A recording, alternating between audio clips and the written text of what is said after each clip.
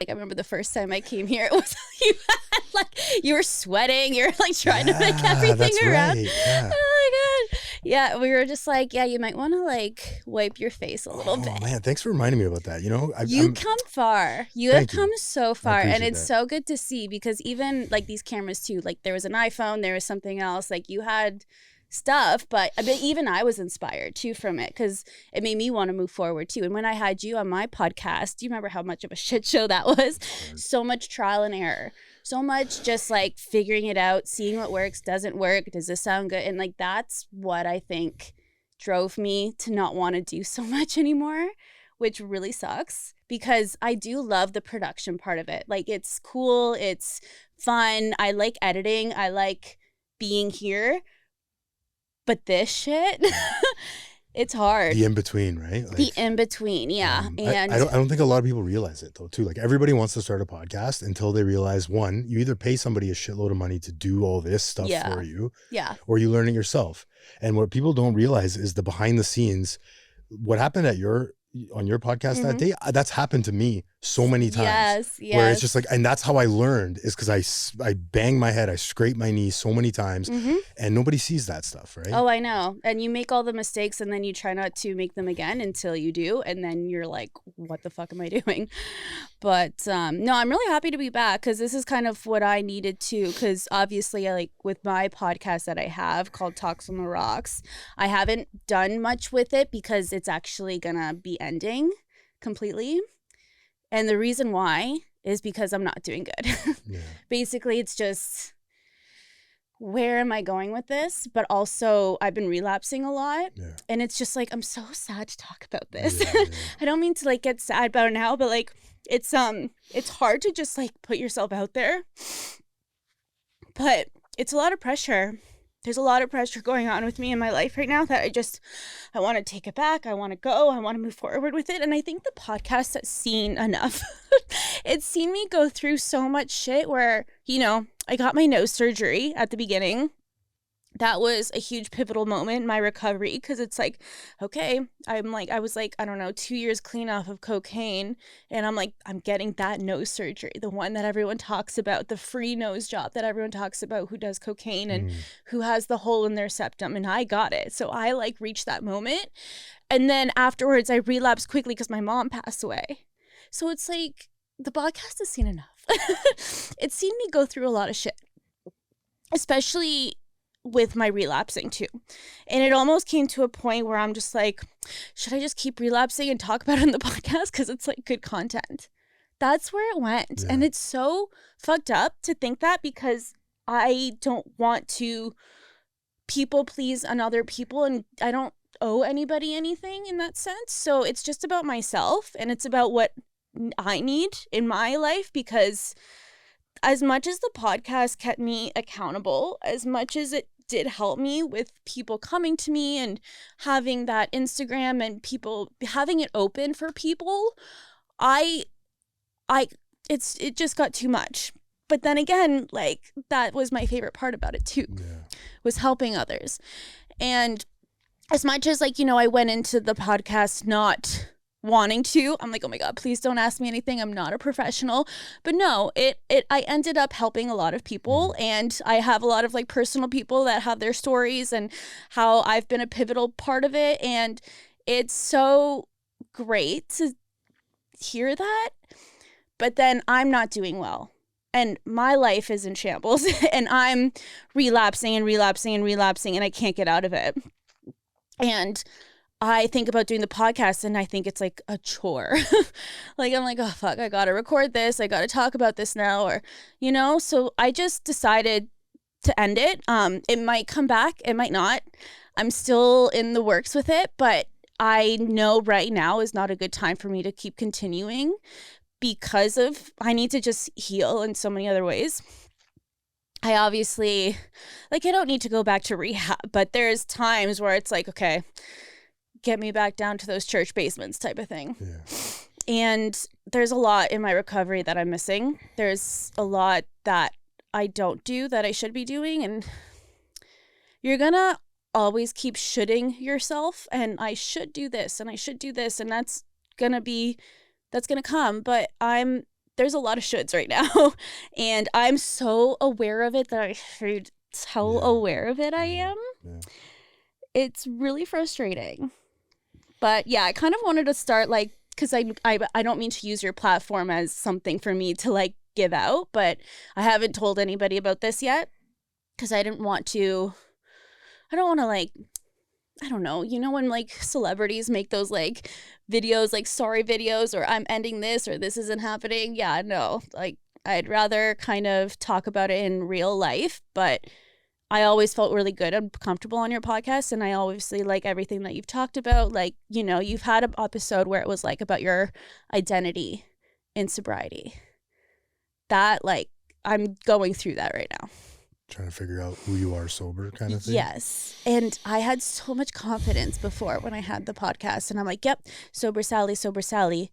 These last few months, I got a new job, and this job requires, I do like live events. I do live concerts, a lot of nights out, a lot of clubs, pubs, alcohol everywhere type thing, which has always been such a trigger for me. It's always been a dangerous path for me. But since I'm actually in the sales part of it, so I work 9 to 5 in office, and, you know, the only way I need to actually make the sales is like go to these type of events. And now I'm really nervous. And it sucks because now where am I with my sobriety? What do I say? Do I say I don't drink? Oh, but are they gonna like I don't know what to do anymore. Yeah. And it's really shitty because I used to be so confident in it, and I took a lot for me to be confident in it. And now I'm just like, I know my sobriety is going to be safe with me. I just can't do it out loud. For now, right? For now. And that's the thing is like, you don't have to put a pin in it. You're putting a pin in it. It's not burying it and under 6 feet of sand and it's gone forever, right? Yeah, it's not going to be gone forever. It's still going to be up. Like people can still message me. I'm going to have my gratitude list there because that does help me a lot. And I know a lot of people gained a lot from that. I'm just going to be kind of going out in different ways, you know? It's just, the more and more I think about it, it makes me more and more pressured, and I feel more sad, and I just don't want to feel sad anymore about it. Obviously, with the relapse that I'm dealing with, they're like, I use very dangerously, like very. Yeah.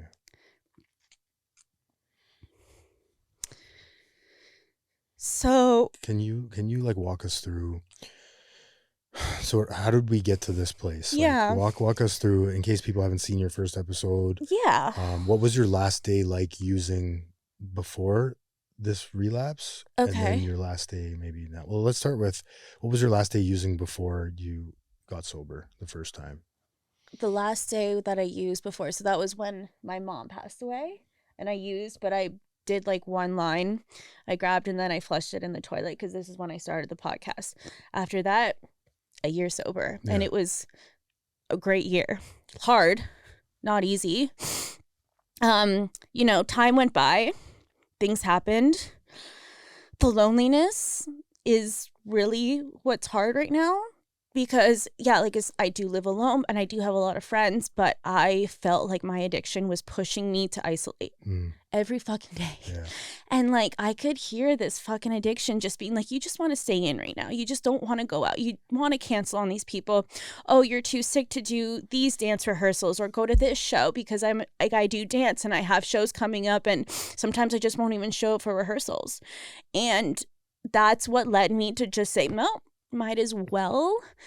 But it's almost just, it was me feeling bad for myself and me victimizing myself, because I've talked about this before too. I love victimizing myself. Like I love pitying me. It's so true. And I just love like the whole poor me. Like, you know, I have to deal with this. I have to do this. I have to, you know, I have so much, like, it's so much harder. I have it way harder than you do. And I know this about myself too, which is so fucking frustrating because I'm just like, Emily, no, shut the fuck up. Like, you're not special. You're nothing like how you're talking about yourself right now. And this is where I didn't take a step back. The first thing that came to my mind was drugs. I use drugs. That's the first thing. And it's sad because I think about the drugs first before the drink, which is not normally, I guess. I mean, it happens. That's me. Yeah. I'm an addict through and through. Yeah. I don't think about a cold beer. I think about Coke. Like that's it. Yeah. And it's so frustrating too, because I did at first, like walking through how I kind of been relapsing, I tested the waters. Like, you know, I've been at this for 10 years and I still believe that I can control it. I still believe that. And I still believe I can control my drinking, but I am so fucking powerless over this. And I went out. I didn't even go out. I actually just like picked up like a 6-pack and I just started drinking, thinking, let's test the waters here. Literally 2 beers later, I'm on the phone and I'm going downstairs.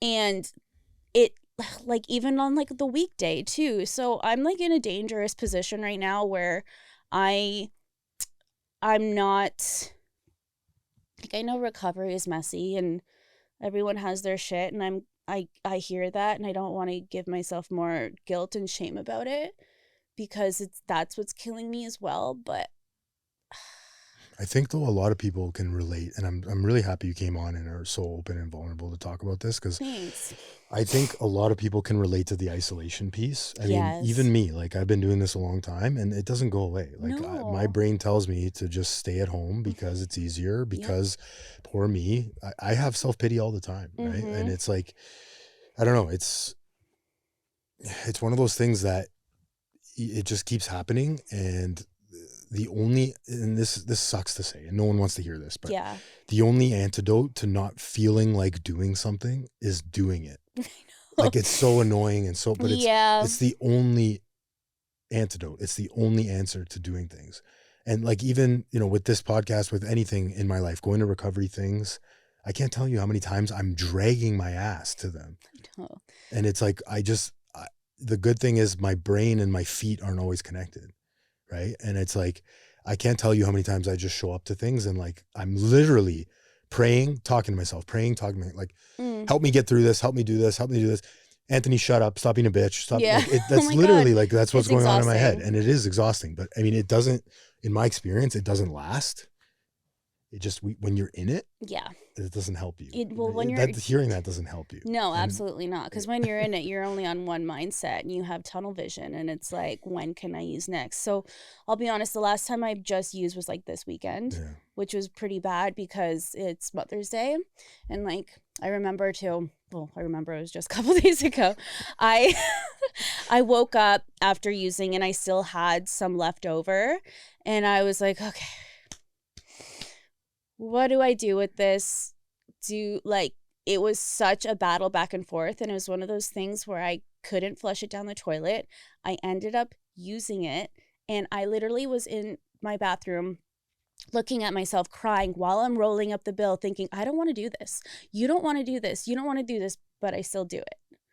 That's what's really fucking frustrating right now, is that I'm powerless.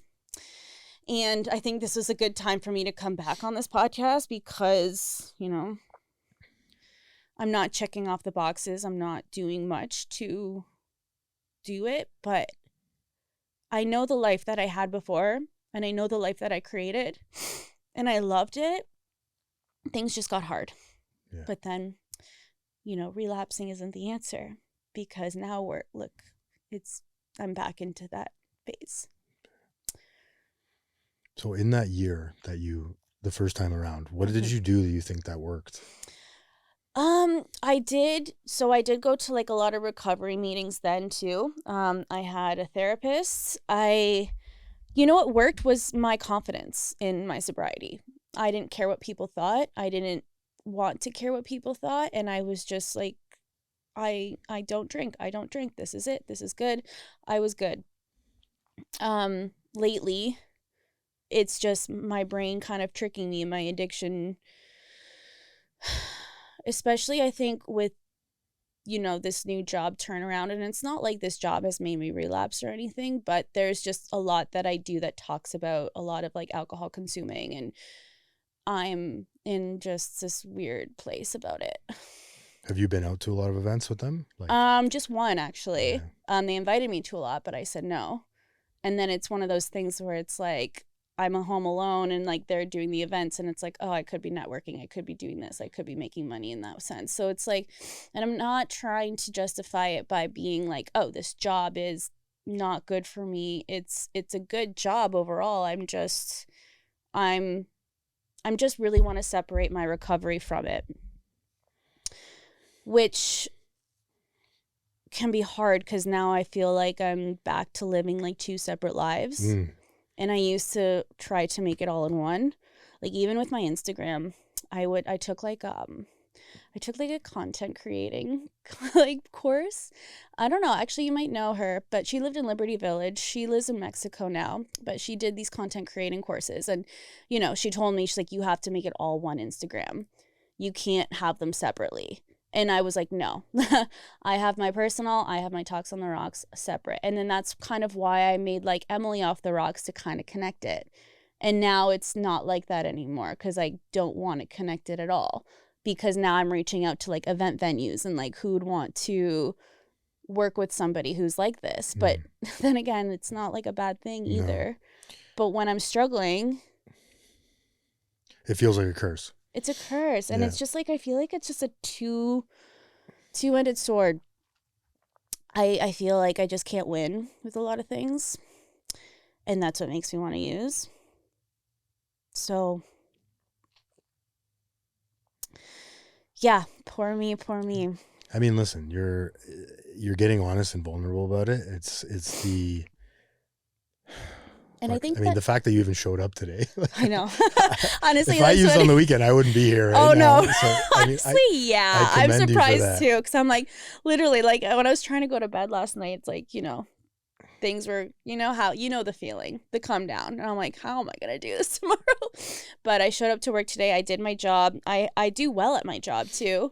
And I knew coming today was going to help me because at least if I'm vulnerable here, I can help other people because Talks on the Rocks has always been about that, vulnerability. And that's kind of why I wanted to take a break from it because I don't want to talk about my struggles anymore. I just kind of want to leave it, but I'm here. So if your platform can help people, then that's what I want. But the podcast, it just needs to end.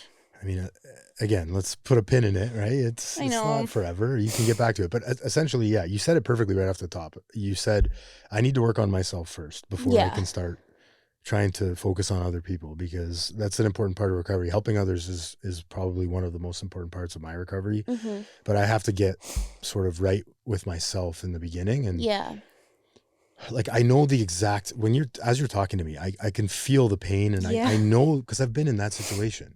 When I relapsed after 7.5 years, like I didn't jump right back into this thing. No. Fuck no. No. I wanted to keep going. The obsession of every alcoholic or abnormal drinker or user is that one day he or she will control his drinking. Yep. Like, I'll beat the game this time. That's, oh my God, all the time. Like, when is this just going to be over for me? Like, when am I going to, I'll be 15 years sober and things are great. Like, it's so fucking, it's not like that. It's not that easy. If it was easy, everybody would be doing it, obviously. And if drinking was my problem, then rehab would have fixed me forever. Oh my God. Right? It's a thinking thing. It is. It's a mindset. And I'm not using that part either, because I've learned so much in the past 10 plus years that I've been trying to work on my recovery. Because my first rehab was in 2018, and I was thinking this is just a break. And this is when I was in such a different place in my life. I was dating a drug dealer. I was hooked, but I thought, okay, this is just a break. I'm going to go back into this, or at least I'll just drink and not use. Yeah. But of course. And then that's how you learn. And then that's what I'm learning about myself too. And I think I'm just frustrated in myself now because here we are, 2026, I'm 35. Why am I still doing this? Yeah. So, and then also too, it's not like people are pressuring me. It's my mind. It's fucking my mind. Yeah. So I don't like that. Yeah, it's terrible because you can't escape it, right? And you can't run away from it. What are the thoughts? What do drugs do for you? Honestly, the first thing, like the first time I use, I don't want to be too triggering or anything, but the first time I use, like, it just gives me something that it's like, okay, everything's going to be okay. But even just like the whole, like the building up to it, I love texting the dealer and seeing like it's on WhatsApp, seeing those 2 check marks light up, that gives me dopamine. Telling him he's gonna be a couple minutes, that gives me dopamine. Going downstairs, that gives me, and once it happens, I'm like, okay, that was cool. And then it's like you're almost like, okay, now I gotta do this. And that's where my addiction tricks me. It's like you don't have to, but I do. Also I have so many people that reach out to me and that love me, and my phone is like heavy with numbers, but I don't use them. And that's what Christine always told me. Yeah. She's always so annoying with that. Because she's just like, your phone should be so heavy with all these numbers. And that's the problem. It's too heavy. And I'm like, yeah, I don't want to pick it up and do it. Yeah. And I'm not somebody that just like calls. But even like today, this is why I think this is kind of like divine timing in a way, because having that person call me today when I don't really even know him and he's struggling and wants to call me, I'm like, whoa. Like, I felt like a little bit of a God shot there. And then now I'm here and I'm talking about it. I know this could be a huge pivotal moment in my life if I make it. And I have options. I have the choice before. Once I have that first drink, I don't. Yeah, can you talk a little bit about that? Like, what does that look like for the people? Because I know a lot of people, myself included, alcohol. Yes, I'm an alcoholic. I can say that because when I use alcohol, I break out into cocaine and drugs. Like I have an abnormal reaction. I have an abnormal reaction. Yeah. What does that look like when you had the first 6-pack, and like how do you relate alcohol to drugs? And yeah, I honestly, just because I know alcohol can just like make me really messy, I, start going on dating apps. I start doing stupid shit, messaging people I shouldn't be messaging. And then with cocaine, it helps me just wire up, right? Like evens you out. But thing is, cocaine doesn't really work for me that well because I still have like a big hole in my septum that it's like it goes through, but then it just comes right out. Like it doesn't work. Your stomach? Yeah, like through my throat. So you get nasty drips. I do, and it's disgusting. And like I wake up with like bloody tissues because I'm like, what the fuck happened? Right? Like this is why I feel like it's so dangerous for me to use, because I do it alone, and then also I'm literally bleeding out and it's not good. And I'm it's a problem right now. So like I said, I'm glad I'm here. But then again,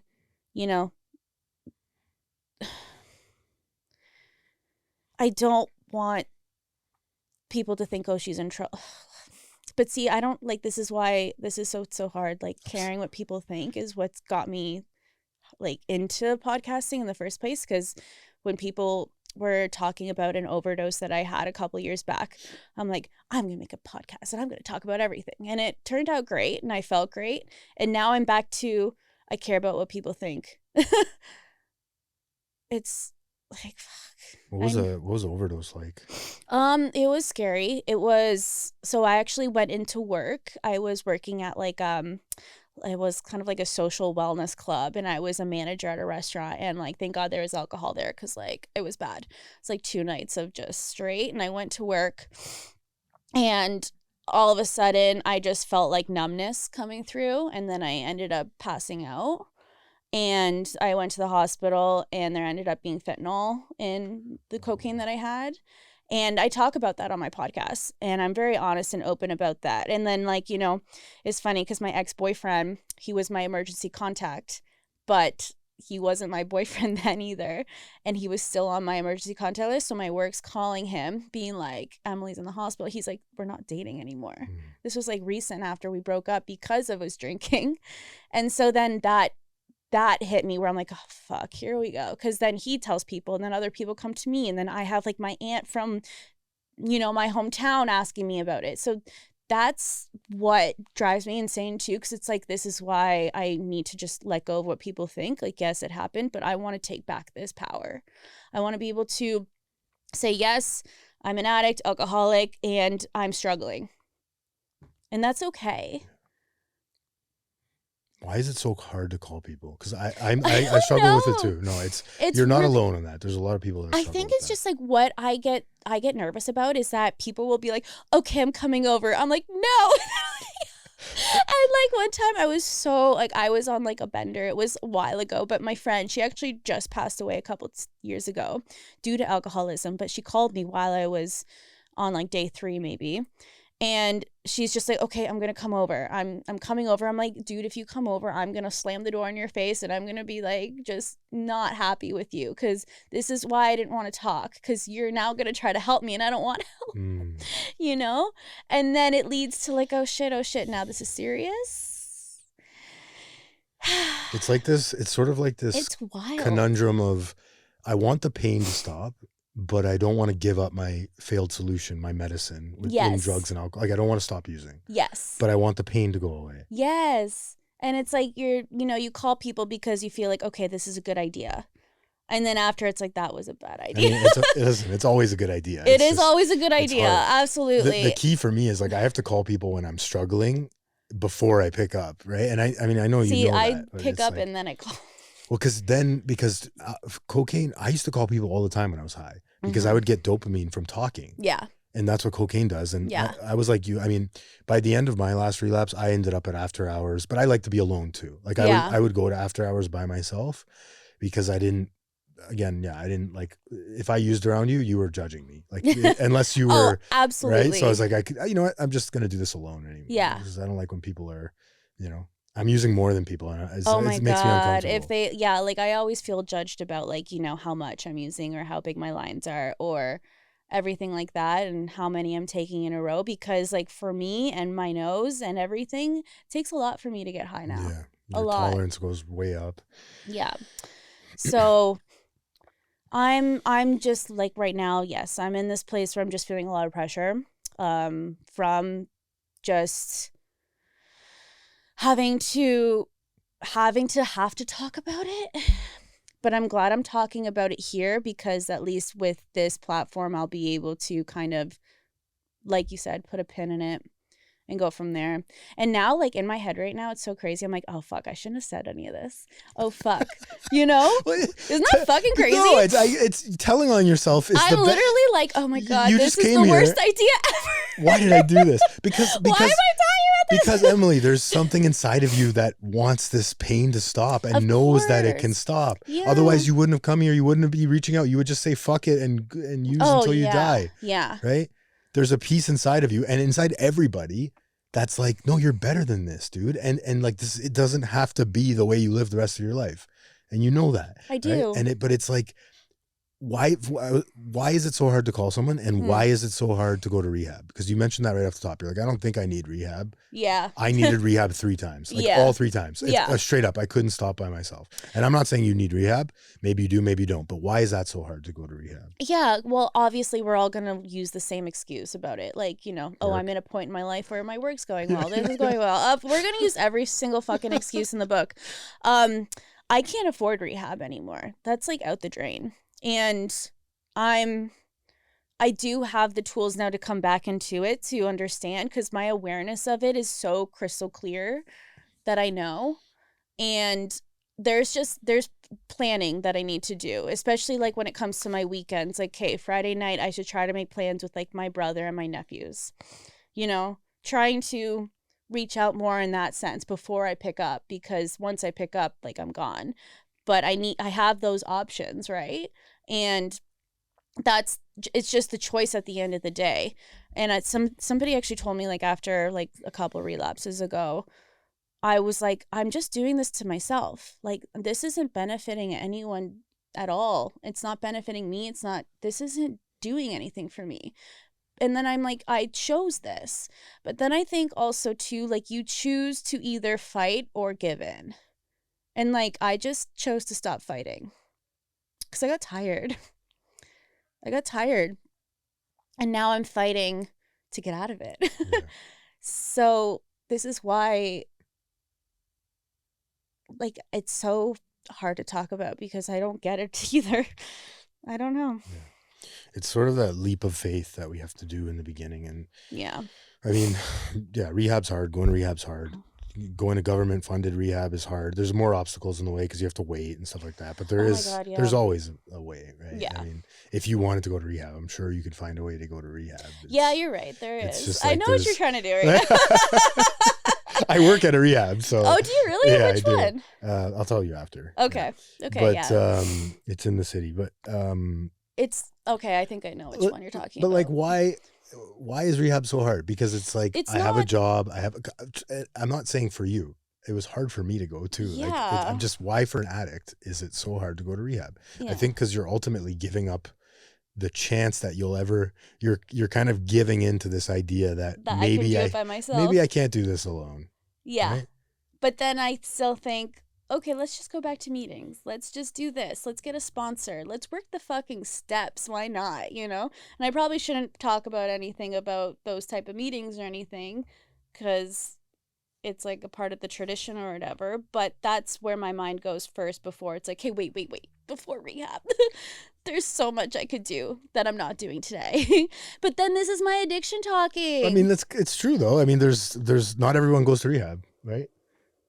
Not everyone has to go to rehab. I know, and I judge people sometimes too. If like you didn't go to rehab, you're not a real addict. And like I was such an asshole because my one friend, she's in recovery and she just doesn't drink, and she's like, "Well, Emily, not everyone can afford it." I'm like, "Oh my god, yeah." What a privileged fucking it's person such I am. I feel like such an asshole because I'm just like, okay, I've been at 2 rehabs and no.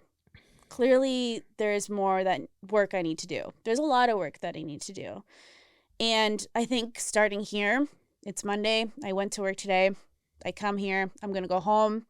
I'm going to walk my dog. I'm going to order a pizza and I'll go to bed. And that is a huge fucking win. Yeah. Huge. Yeah. One day at a time, right? And as long as I can just focus on that, like that's how I know.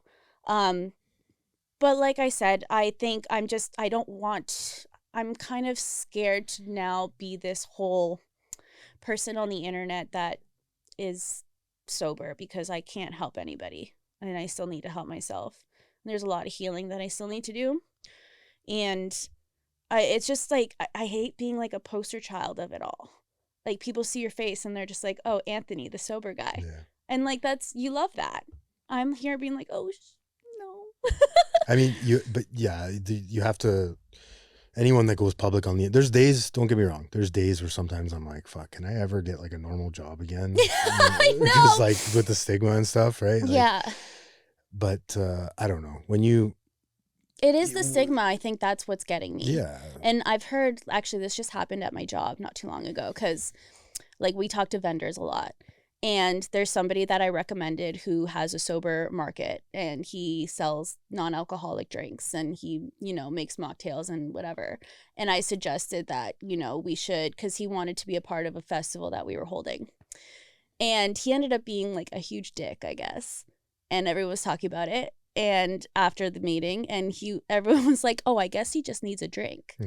And I was like laughing at it, but I'm like, oh, fuck. It's actually horrible. Yeah. That's awful, that's awful. Because I know who this person is. Like, deep down, he's not a dick, but yeah, he's an entrepreneur or whatever. He's going to say what he needs to say. But like saying that, like, I think this person just sounds like he needs a fucking drink.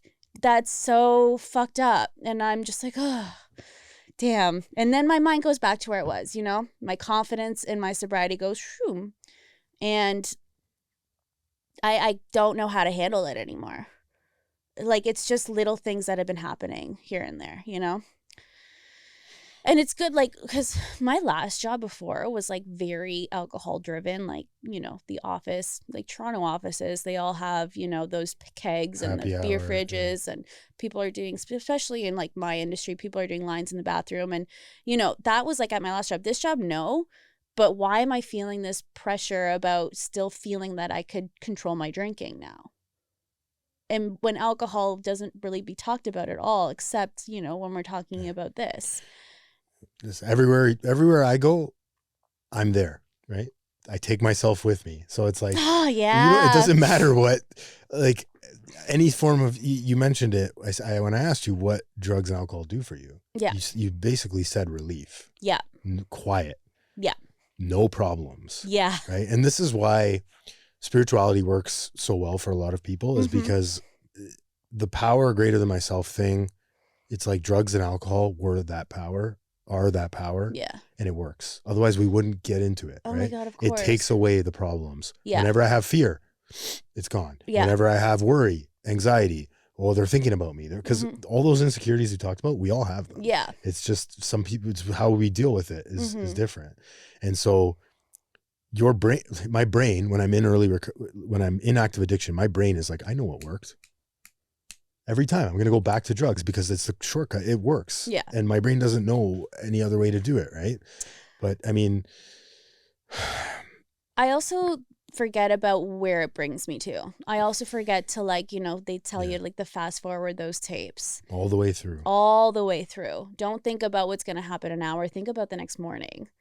Think about your day the next day. Think about who you be disappointing. Think about, you know, like they say, it's like a family disease. What attachments are you going to be losing in some ways? And that's coming. I know that's coming. Yeah. And it's like I said, like relapsing it's been here, but like, you know, it's recent obviously too, but see, this is like, I don't want to justify that what I'm doing is okay, because it's not. And like, I know with your ears and you're hearing me being like, this girl needs rehab, right? No, not necessarily. You need help, but I mean, so did I. So do millions of people around the world. Yeah. How many people don't fucking talk about this shit? Right? Like, well, and I think that's why the judgment of it all. But there's people suffering right now as we speak that don't even have a house on the street going through the same thing. But we could easily be that person too. And like, that's what I always judged as well. Like when I first went to my first meeting, I was in rehab. And I'm like, I am not as bad as all these people. And then as like, you know, you grow into it and as you learn more about yourself, I'm like, oh my God, I could totally be that homeless person drinking out of a brown paper bag under the bridge. Easily. Can you tell me about the progression? Like, how has it gotten worse since you relapsed? How's it gotten worse since so what do you mean? Just how? Well, I mean, for me, it got way worse. Every time I relapsed, I was doing new drugs. I was in places I said I would never go to. Oh, okay. Yeah, so I stay home. I keep to myself, but the isolation is what my addiction wants. And the isolation is what my addiction feeds off of. And so when I say it gets worse, like using alone and how much I'm using, that's dangerous because I live alone. And, you know, I don't have like any crazy thoughts of me like wanting to go out and do stuff. It's just me being alone and just like feeling nothing. That's all I care about. And it could be dangerous because what if I overdose there? What if something happened and no one's around? That's what's scary. You have a dog, right? Yeah. And she would just be like, probably like, what the fuck?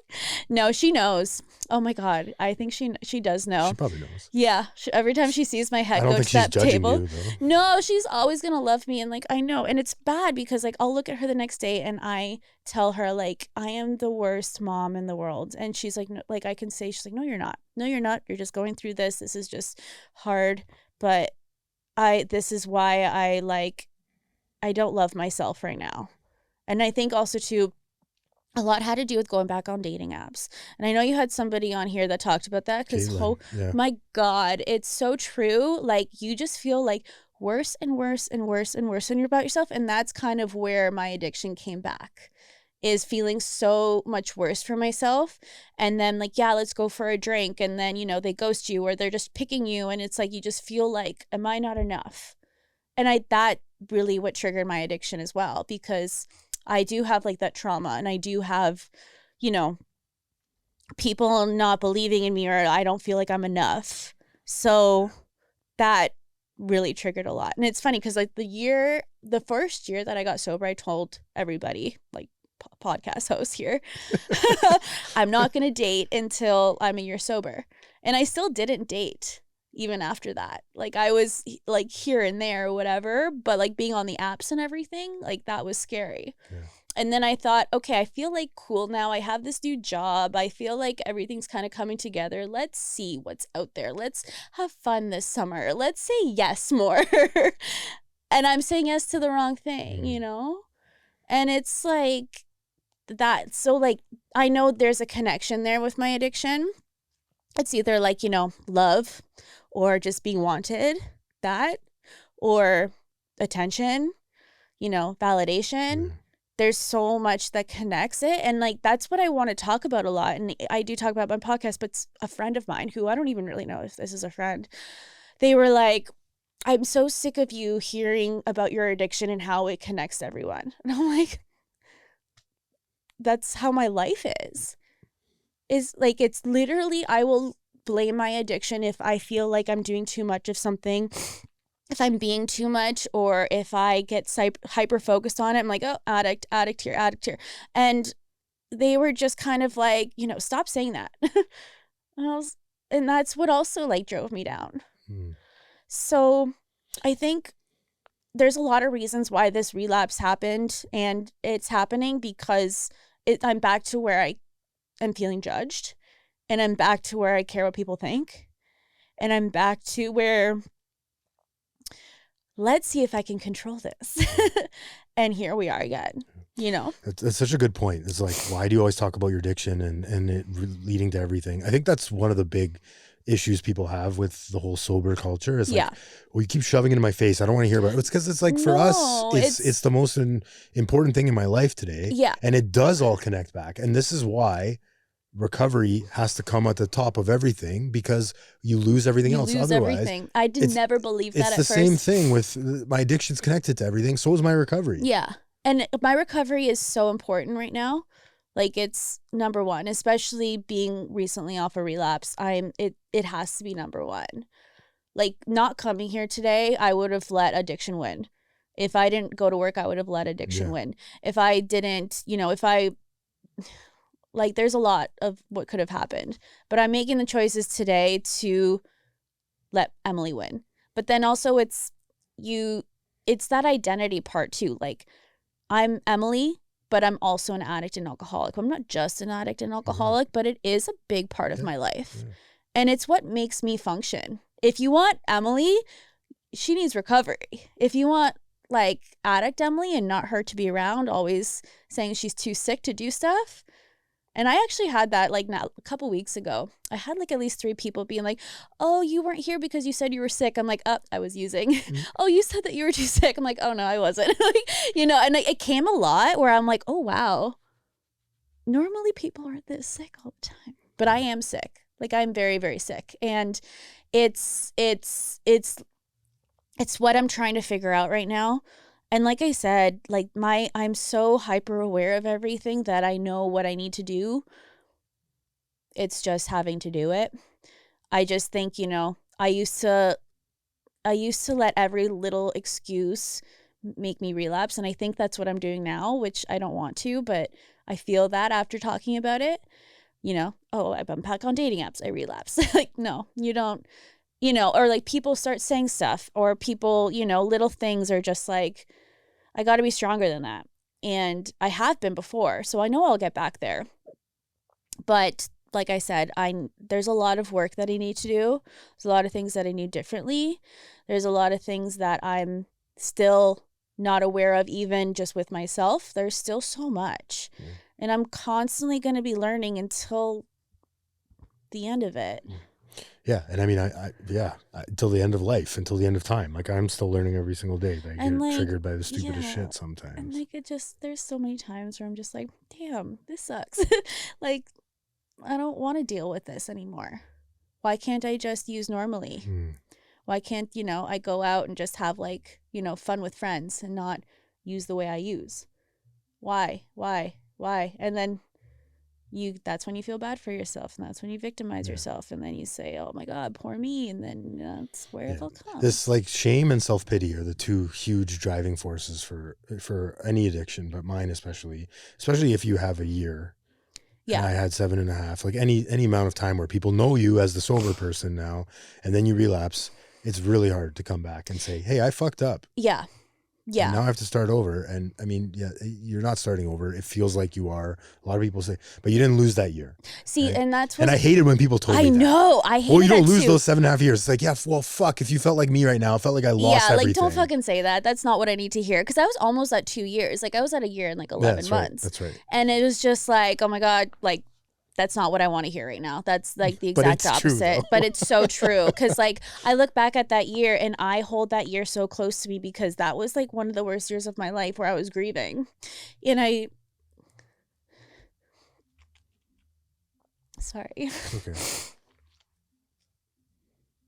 I didn't want to cry this much.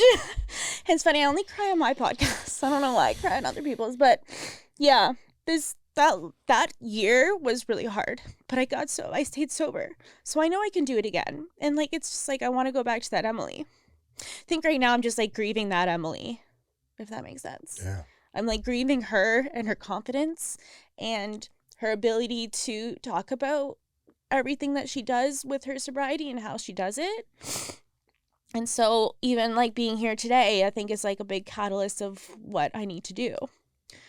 But you know, sharing all of this is only what's going to help me, but putting the pin in the podcast is just what's best for me because I still feel like I'm reliving a lot of things.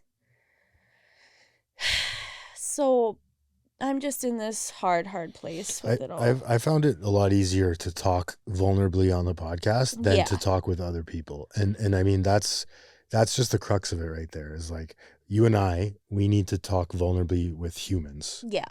The podcast is great. Me opening up helps a lot of people. For sure. Helps me as well. Yeah. But if I'm not connecting with human beings, and listen, I'm not a fucking poster boy of recovery here. Trust me, I don't answer my phone when people call a lot of the time. I know, I get scared. Like, it's scary. It's fear. It's also like, I don't really feel like doing this right now. Yeah, I just don't want to talk this person I work on that all the time. Like, I struggle with that a lot. Yeah. But if you ever notice, people call you when you're kind of at the worst place. Do you ever notice that? Isn't that just what happened? I had no idea you were struggling, and I texted you. Yeah.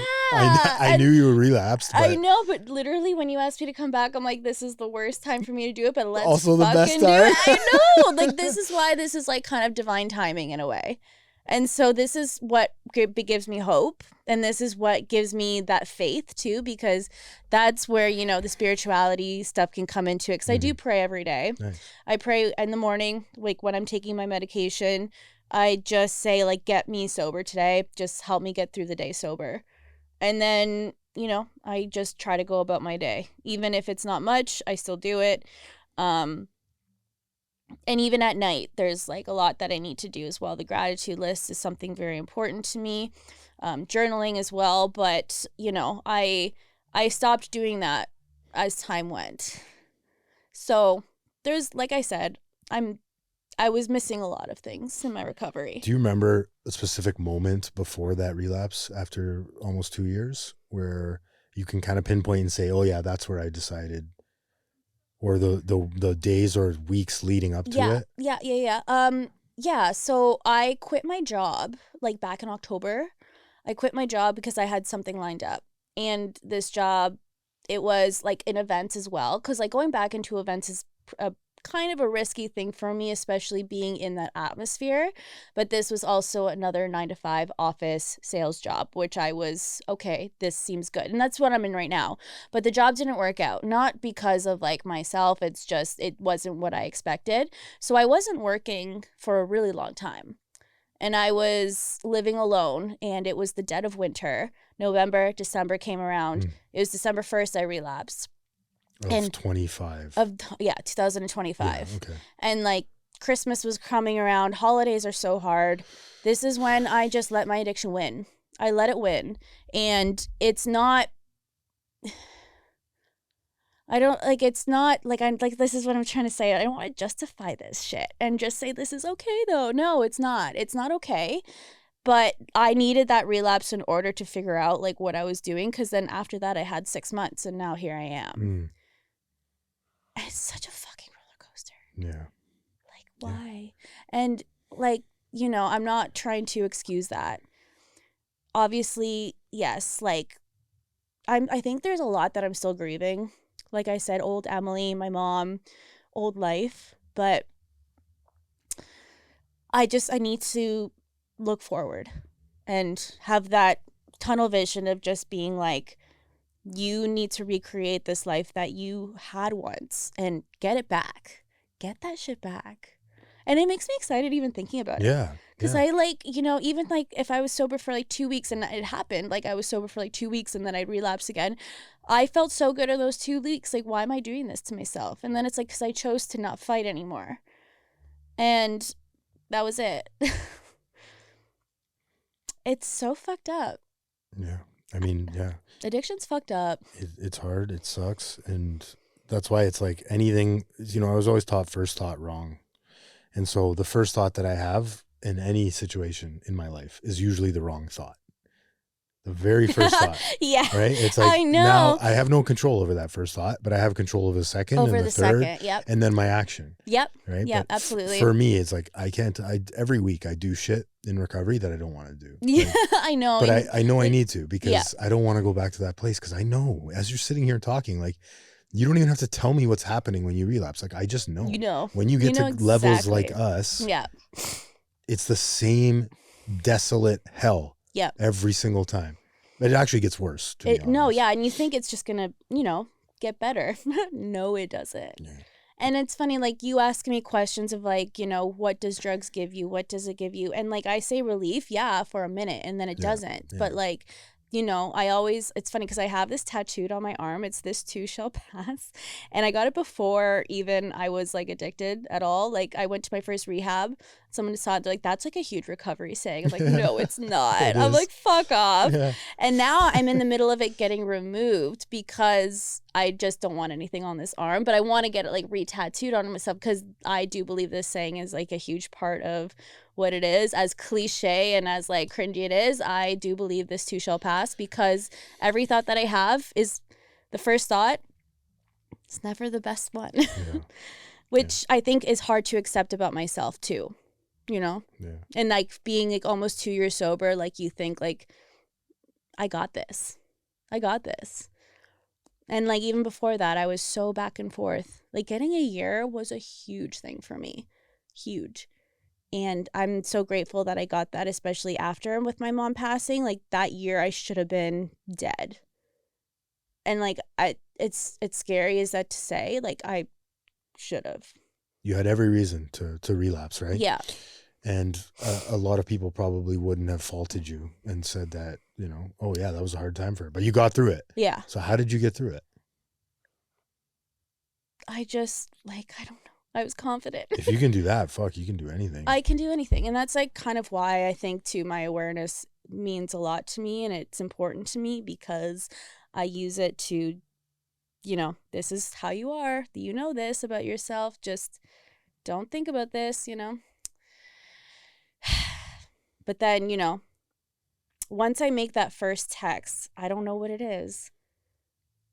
Anticipation. Yeah. I don't know what the fuck it is, but it's just, it lights something up in me. Science, like, yeah.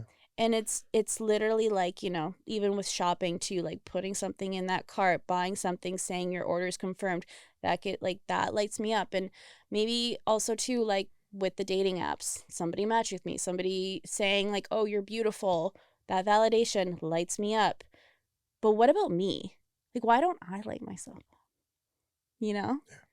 And it's like so hard to keep up with sometimes, because even the person that called me today, he's like, you have a heart of gold, you know, let's not be strangers. And I'm just like, oh my God, I don't. Like, if only you knew. If only you knew. Yeah, exactly. Yeah. Like, no, bro, I'm not. Like, yes, I can tell you everything, but I'm not, like, this is why I wanted to put a pin in the podcast as well, because I feel like such a fraud having this recovery podcast, interviewing people, but I'm not doing it, you know? And here I am today on yours, feeling happy that I did it now. Yeah, me too. Yeah, feeling happy I did it. Also, like, there was parts in it where I'm like, fuck. Then I'm like, okay, no, this is good. No, it's not good. It's good. Like, I'm so back and forth. And yeah, I'm glad I'm here overall. I I know, actually, like I said, I need to get myself back to those church basements. I need to, because I think that's what I'm missing, is just like the community part of it. Like I have a women's group that I'm really close with. That's what I was going to ask you. If I told you, how many people could you call right now? So many. Women. How many do you have? So many. Like you can't even give me a number? It's that many? Yeah. There's a lot. That's literally your answer right there. I know. Like that's what I would tell everybody, is like, go find that. You're lucky that you've done the work to cultivate that list of people. But it's like, but I don't use it. Well, fuck, it's hard. I don't want to tell people I'm struggling. I want to tell people, I don't even want to talk to people at all. Yeah, like I don't want to at all. But then, it's the only thing that works, right? Yeah, it is the only thing that fucking works. It is. And that's what I think I'm just missing right now. Well, I thought I could do without. I literally thought I could do this by myself. Yeah. I'm like, no, you're wrong again, Emily. You and everyone else. You and everyone else. And me too. Yeah, and like my addiction, like, how they always say that cliche, like it's doing push-ups in the parking lot. Oh, she was working out. She was strong. She's jacked as fuck. She is jacked as fuck. She knocked on that fucking door and like knew he was coming, kicked it right through. And I'm like, did mine. Welcome. Yeah. Come on in. Like, this is... it's so funny to because talking about it, like it's... I think it's like funny. I can laugh at it and everything, but like it's still like fuck. That's why they think addict humor can not be funny, but I think it is. If I've cried a lot. Today in my life I can either cry or laugh. I'd rather laugh. I've cried a lot. Yeah. I'm sure you have too. Oh my God, both at the same time. Yeah. So many times. But like I said, I'm grateful today. I'm grateful that I woke up today. I'm grateful that I chose life. I'm grateful that I chose to walk my dog this morning, eat, go to work, be a good employee, because I'm actually doing pretty well at this job. Like, they're offering me a lot of other stuff that's like, it's exciting stuff. So this is the life that I've been wanting forever. And if I look back at this, like if I look, I don't know, when I was like maybe like 23, 24, and they think like, oh my God, Emily, you work for this and you do this and you do that. Like, holy shit, we're doing great. So like, I'm living a good life. I love this life without drugs and alcohol. That's when it goes down.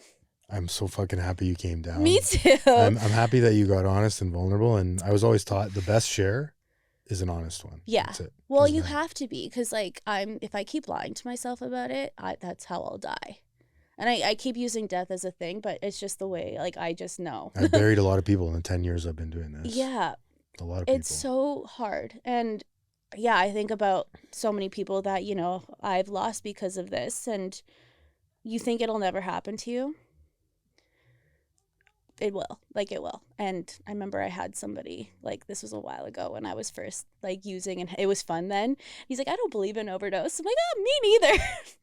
Womp womp, here we are. Like, this is why I'm laughing, because it's funny. Because this is, like, I got it. Yeah, like you said, laugh or cry. I'm laughing right now because I'm here.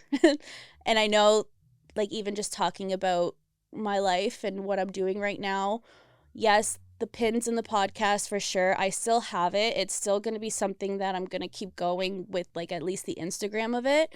But I have like dance now, and dance was something that I gave up like when I was 18 because of like a lot of traumatic events with like my dance teacher. And then now I have it back, and it's like the best thing that's ever happened to me, because even like I have a show coming up and I have a solo, and it's dedicated for my mom. And every time I do that solo, even if it's shitty, even if I felt not strong in it, like I know I'm like, oh my God, I could never do this if I was like still in my addiction, And even though I'm like technically not really out yet, I'm talking about it, and like I'm grateful for it, and I can still grab it. Like, I can get there. And I'll guarantee you this, there's going to be a day when somebody is going to come to you going through the exact same fucking thing you're going through right now. Yeah. And you'll be able to guide them through it. Yeah. It's happened to me. Yeah. Right? Where you're like, oh yeah. It wasn't for nothing. Like, yeah. Now I can help this person go through it. Who doesn't? I'm working with a guy right now. It's crazy how similar we were, our pasts, like all the things we do. he trusts and confides in me because it was the same exact situation. Like the identification was there, right? So my point is, whatever anyone's going through in addiction, those specific things are important to talk about, because there's one person out there that when they hear that specific thing, isolation, I know, hole in your nose, like these specific things where like, I didn't know anyone else did that to themselves. Yeah. Fuck, I'm not alone. Yeah. I'll listen to her. Yeah. That's going to happen, right? And I think it has during my podcast, but right now, yeah, I mean with the relapse thing too now. Yeah. Like as this updates, it's like, now you know what it feels like to chronically relapse. I've been there. Yep. I never thought I would get there either. I never thought I'd get there again. Yeah. That's the thing.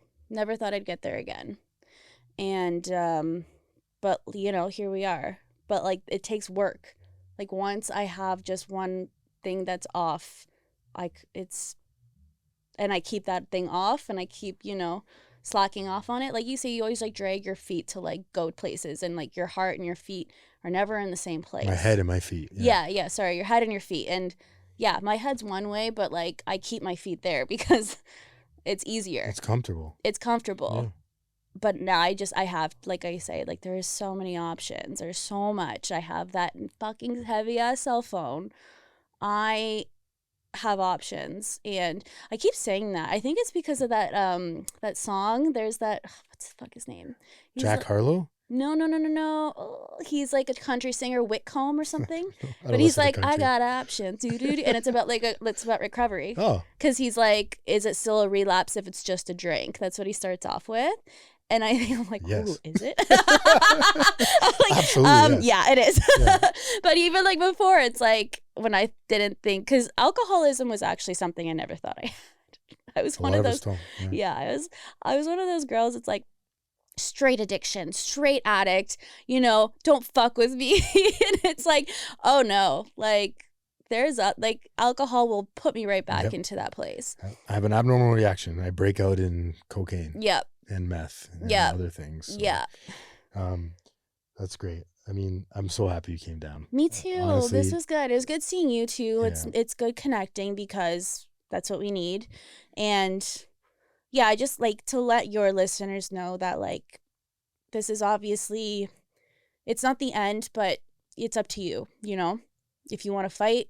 But just know there is a beautiful life there. And I see it now. It's like, even just talking about, you know, how I felt like I had to do the rest of my baggie sober, looking at myself crying, I don't want to do it, and I still did it. Like, that's the power of it. So being here was a big step. Like I said, I didn't want to let my addiction win today. I don't think it did. No, it didn't. I don't think it did. And tomorrow, you do the same thing. Right? The exact same but thing. 24 hours at a time, sometimes 15 minutes at a time. Yeah, seconds. I fucking hate that shit too. And it's, oh gosh. I'm not trying to roll my eyes, because like it's I don't want to say it, but yeah, it's like the recovery meetings that we go to that just keep, you know, putting stuff in our head. And I'm not trying to say it's wrong, because it isn't. I think I'm just in this place where I'm like, I've heard it before. I've heard it so many times. I know what's wrong with me. I get it. I know. Now it's just about me and myself, and just getting through it. One step after another. Yeah.